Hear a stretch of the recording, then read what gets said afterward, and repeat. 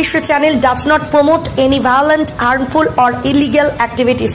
All content provided by this channel is meant for an educational purpose only.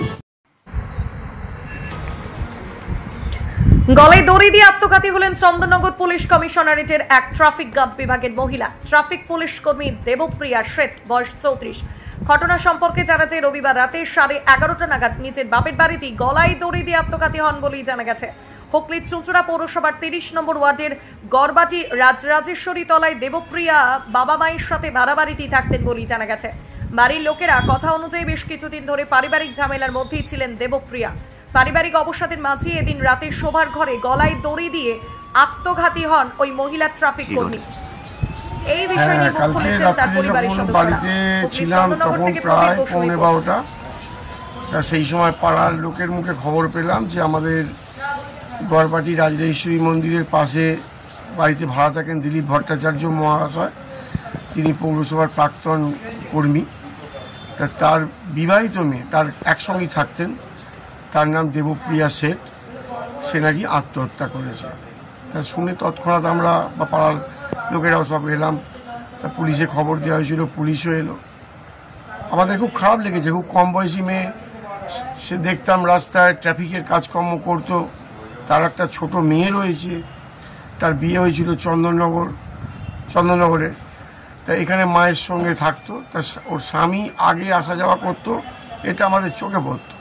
ইদানিং আর তার স্বামীকে আসতে আমরা দেখি না। তারপর কালকে সুইসাইডের পর ওই মেয়ের মা তিনি বলছেন তার স্বামীর সঙ্গে নাকি ইদানিং একটু অশান্তি চলছিল। আর একটা সুইসাইড নোটও নাকি ডায়েরিতে লিখে গেছে। সেখানে যেটা শুনেছি ওর মায়ের মুখেই যে স্বামীর জন্য আর কি ব্যাপারটা হয়েছে বলে ওরা আর কি অভিমত প্রকাশ করছে। তবে একটা ভেতরে কী আছে তো আর আমরা ঠিক জানি না। তা পুলিশ এসেছিল, বডি নিয়ে গেছে। আজকে পোস্টমর্টম হবে। আমাদের যতটা সহযোগিতা করার আমরা করব। তারপর যা কেস মারফত পুলিশ যা করে সেটাই আমরা অপেক্ষায় থাকবো। কিচ্ছু ঘটনা হয়নি। ও মনের বিধ্বস্ত অবস্থা, সারাদিন পাগলের মতন। মানে কি বলবো, কোনো কথা শুনছেও না, বুঝছেও না, কিছুই না। কাঁদছে থাকছে, একটু কথা বলছে, একটু চা খেলো, ব্যাস এরকম ধরনের কিচ্ছু। মানে কালকে একদম অন্য। হ্যাঁ, মানে কেন হলো ওটা, কেন এই কারণটা কার জন্য হয়েছে বলে মনে করছেন? একটু আসতে কার জন্য হয়েছে বলে মনে করছি, ওর যতই যাই হোক নিজের এটা করা উচিত হয়নি। বাচ্চা মেয়েটা আছে, বাচ্চা মেয়েটা ওর থেকে ওর বাবাকে একটু বেশি ভালোবাসে। ওটা ওর মনের একটা দারুণ কষ্ট যে আমি তোকে এত দেখি করি আর তুই বাবা চলে গেছে, সব বাবা করিস। বাচ্চা মেয়েটার জন্যে খুব কষ্ট হয়েছে। বাবা চলে গেল কেন? বাবা পোষালো না, আমাদের সঙ্গে থাকবে না। কতদিন আগে চলে গেছে? 7 মাস আগে বললাম। কিছু একটা ঝামেলার কথা বলছিলেন, কি হয়েছিল বিষয়টা? কখন কার সঙ্গে ঝামেলা জামাই করে এসেছিল ওই বাড়িতে গিয়ে। কার বাড়িতে গিয়ে? ওই ছেলেটার বাড়িতে গিয়ে। কোন ছেলেটা?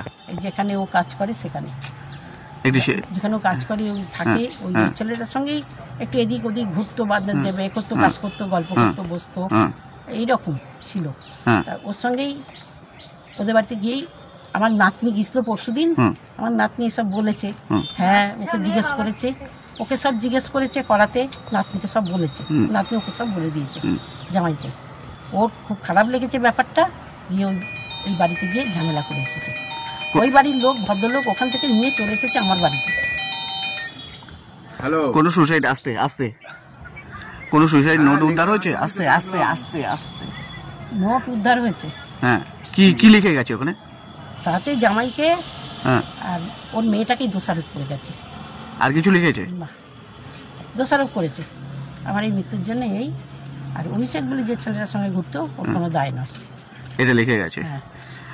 মানে কি মনে হচ্ছে জামাই ওই আগের দিনকে ওই বাড়িতে গিয়ে ওরকম বলেছে বলেই কি সুইসাইডটা করলো? নিশ্চয়ই, একবারে 100 ভাগ।